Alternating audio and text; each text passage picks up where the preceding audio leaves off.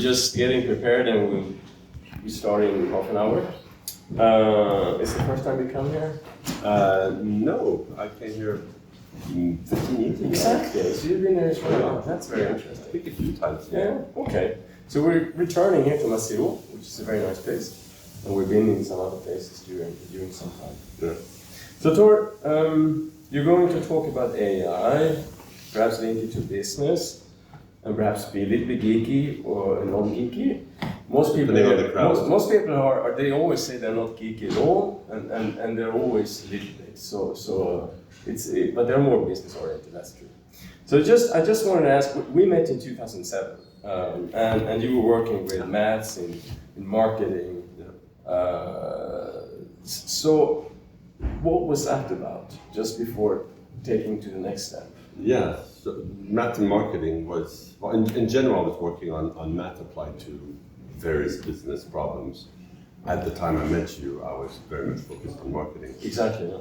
And in general, with marketing, it's just about seeing what can you do with math, with the skills that I honed as a math PhD. What can I do to improve the processes of marketing, the efficiencies of marketing? You know, first of all, always the first question: what are the KPIs? What are we trying to get more of or less of, and how can math be used for that? Often then it ends up as saying what data there is and how can you use data to be able to, data, statistics, etc., ML, machine learning, to improve these processes, to increase the KPIs.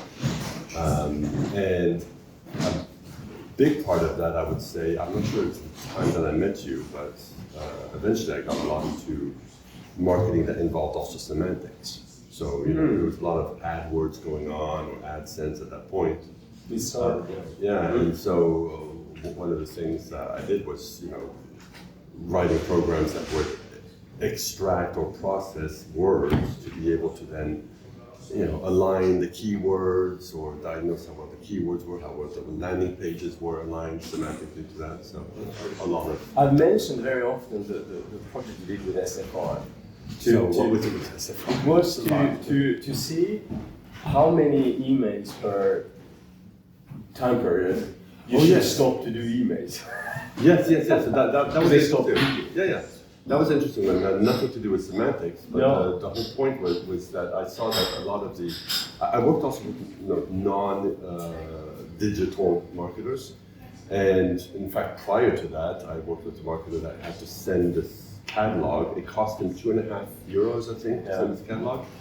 And the point is, a lot of catalogs he sent, no one bought. Exactly. So the objective was quite easy in this case. The KPI was quite easy. How do you maximize profit? Exactly. So you need to look at the probability that someone receiving the catalog will buy something according to whatever information you had about them, and then send to those that you would get profit out of. So that was easy. Yeah. But with emails, people said there's no cost. Exactly. And so people would send emails all the time, but the effect was the more emails they received, the less they would open it, the more they'd get angry. And so it had a sort of unsaid hidden cost in the saturation of your customers. So how then this transition to AI and machine learning and CTO and co-founder of this OtoSense French company, you were first here or? Well, I'm not sure. No, it wasn't a French company officially. No. It was with me and the other co-founder was a friend of mine from university already, who's also French. So it was a French company in the sense that probably half of us were French at any point of time. But we actually incorporated it in Boston, I think, first, and then we moved to California.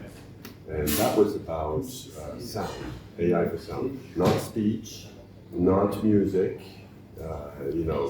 but all the rest of the world of sound. We started with the deaf people and trying to do things with them, but the health market is really hard, even in America, very hard. You went into industrial applications. Yeah, so we sort of shifted. We went further with a lot of different industries. A lot of things make sound. The whole point was saying, how do you extract information? Take signatures of sound. We ended up in what's it called nowadays? Predictive maintenance.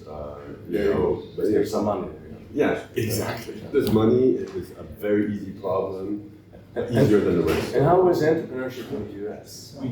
Well, fortunately, I mean, I did most of my entrepreneurship really in France around just selling my math consulting, which is AI is a lot easier to sell nowadays. But for this bigger company, it was my friend that did all of the business side.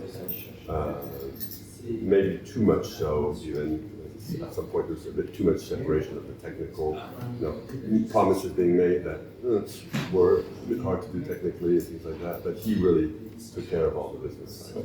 Okay. Took care of all the well, yeah, that's when I really became, because before I was sort of a data scientist that told developers what to do or helped them. But then I had to become a developer and an architect and a software architect. I had to really hone that skill to be able to make And the company ended up being sold or acquired by Analog Devices. And you came back to France. So, yeah, I came back 2 years ago, so whenever that is, 2022, yeah. First, still with them, I was really pulling on my chain, and there's a lot of people that already left, and so I stayed a little bit longer. Often when someone acquires. Yes, yeah. They acquired in 2018, was that? I think, yeah, 2018, yeah. So you stayed some time, yeah? So I stayed some time and made my chain, and eventually the chain broke, and I was free. So here, I mean, you have the choice you have the choice of what you're going to talk about, but AI and Gen AI are these subjects on the table, and what are your own intentions with both? Is it one or the other? Are you a lot interested in Gen AI or today to see what applications are there, or are you sort of still digging into the other type of applications of machine learning? So application, or you mean approaches? The approaches. I'm talking about more about market. Where are you? What are you doing? Well, so right now I'm very much focused on Gen AI because there's a huge potential in it. I have a lot, and maybe that's, I don't know where the conversation is going to go here, but I have a lot to say, positive and negative. In a nutshell, I believe it is a complete hype.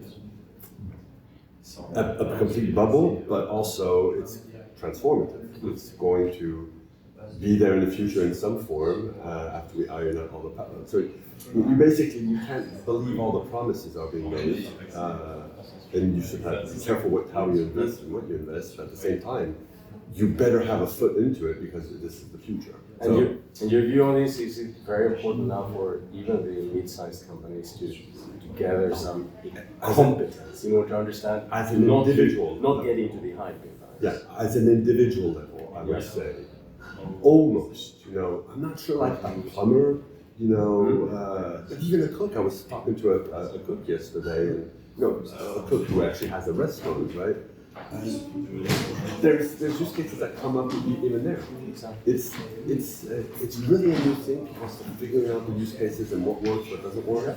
Plus, you need to review, what works and what doesn't work every few months because new things are coming up. So I would say at an individual level, if you have anything to do with words, which you often do, and even images and videos. Prospection and marketing and research. If you have any research, any kind of thing where you have to reason, anything where you have to produce, or read stuff. I'm using it a lot to read because before it was so hard. You had to go through all of this stuff to find the information you needed to go on, and now you can do that within literally seconds, right? So I would say, you say, it's at a high level. Depending on what we were talking about, the needs or what you should do is different. At the individual level, I would suggest that I'm not sponsored by OpenAI at all, and there's other solutions out there. But for now, I find that OpenAI has the best mix of some things, and there's a lot of things to say about the pros and cons of different solutions. But I would say, myself, OpenAI, or whatever you want, but I would pay for the AI. If you have any job that you're actually getting a salary, get in there, do it, use it, learn what works and doesn't work for you at an individual level. At a PME, small business level, well, definitely the stakeholders or the managers need to, at an individual level, do that work and figure out what works for them. And as you go more and more higher with more and more resources, other things open up to you, such as, fine-tuning your own models. So you're building your own models. I mean, Gen AI, right? It's something else. There is a lot to be done, and the more you have resources of getting developers, you still need them nowadays, unfortunately. But to sort of look at the business process, carve out pieces, see what Gen AI can do, complete it with normal AI or just normal software, and reduce costs, increase efficiencies, whatever your KPIs are. There's so much to do. Okay. Well, thank you, Thor. Stefan Robert, and we will now get to the lunch soon. Thank you, and